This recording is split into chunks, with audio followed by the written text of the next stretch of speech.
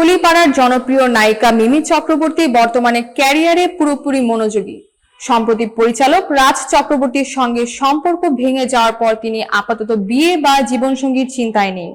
তবে ব্যক্তিগত জীবনের একটি গুরুত্বপূর্ণ অংশ সব সময় তার পাশে রয়েছে।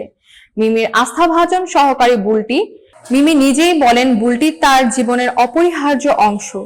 তিনি মিমির অনুপস্থিতিতেও তার প্রিয় পোষ্যদের দেখভাল করেন, রান্না, কঠোর ডায়েট এবং দৈনন্দিন কাজগুলো পরিচালনা করেন। গত মঙ্গলবার ছিল বুলটির জন্মদিন। এই বিশেষ দিনে মিমি সামাজিক যোগাযোগ মাধ্যমে আবেগঘন পোস্ট শেয়ার করেছেন। পোস্টে মিমি লিখেছেন, ভাগ্যিস তুই ছিলিস, আমার মনে হয় তোকে ছাড়া আমি একটা দিনও থাকতে পারবো না।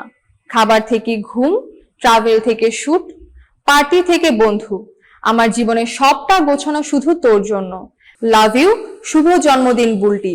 মধ্যরাতে কেক কেটে জন্মদিন উদযাপন করেছেন মিমি। জন্মদিনের সেই মুহূর্তের ছবি এবং আনন্দের ঝলক মিমির ইনস্টাগ্রামে ছড়িয়ে পড়েছে।